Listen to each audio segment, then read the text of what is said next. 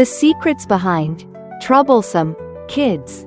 A guide for parents to understand and journey with their children. Hello everyone. Today I want to share a story that's so relatable, so real, and something I believe every parent has experienced at some point. It's about the journey of understanding those troublesome kids.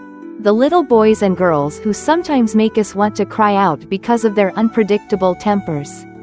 But you know what? Behind those behaviors lies a whole world of emotions that our children are trying to express to us. Let's dive in together, with all the sincerity and love I have for these little ones. Behind a moody child, listening to understand. Friends, imagine this. When your child suddenly gets cranky, throws a tantrum, or seems defiant, have you ever stopped to wonder, why are they acting this way? I used to think my child was deliberately picking a fight with me. But then I realized it's not that simple. Kids with strong personalities, with big egos, often react intensely when they feel confined by the rules we set. They're not always trying to oppose us. Sometimes they're just saying, "Mom, Dad, I want to be me." Their emotions shift as fast as the wind, happy one moment, explosive the next, leaving us wondering how to handle it all.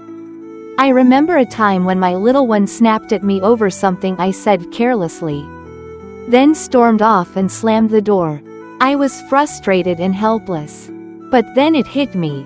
Changes in their lives affect them deeply. For example, when a new baby arrives, the older child might feel pushed aside, no longer the center of attention. Or when we unintentionally treat siblings unfairly, they feel hurt and bristle up, quietly rebelling or sending us signals we miss or can't decode.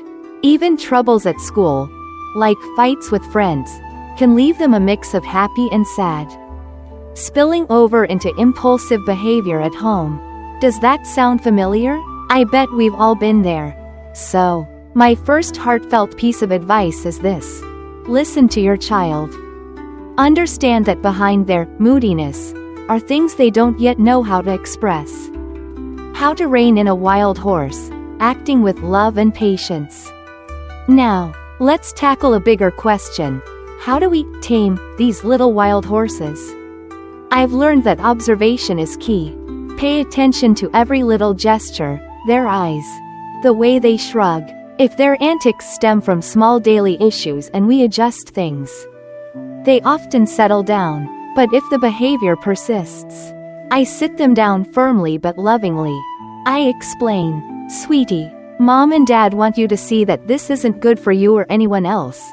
Can you try a different way?" That gentle firmness sometimes surprises them. And slowly, they start to shift. But here's the thing, friends. Sometimes it's more than just stubbornness.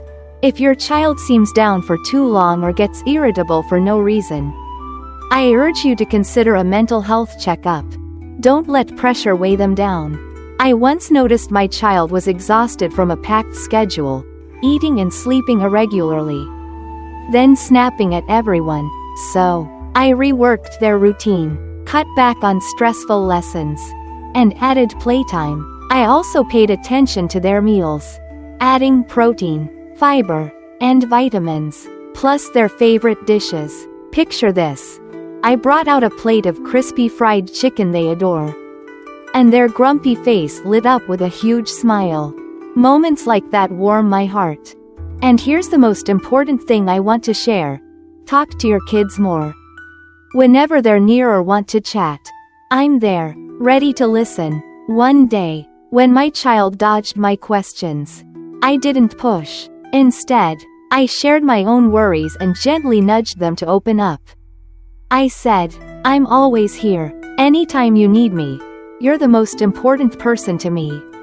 You know what? Just one sincere sentence can make them feel loved. And suddenly, the troublemaking fades away. You're a grown-up, respecting them to help them shine. Friends, I truly believe how we treat our kids shapes who they become. There's a rule we stick to at home: respect them like adults. Never play the jailer. Always strict and scolding. That only scares them and makes them rebel more. Instead, I let them speak. Let them try things themselves. When they do well, I praise them wholeheartedly. When they mess up, I don't yell, I ask, "What do you think about this?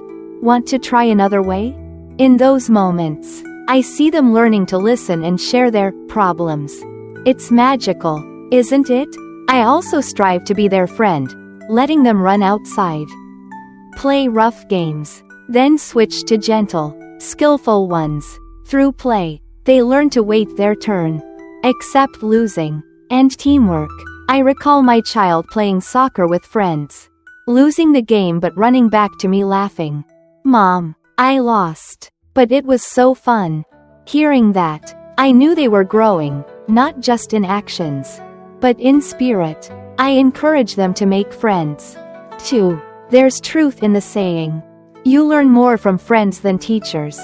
Good friends spark their curiosity without me forcing it. But if they pick up bad habits from peers, I don't rush to criticize.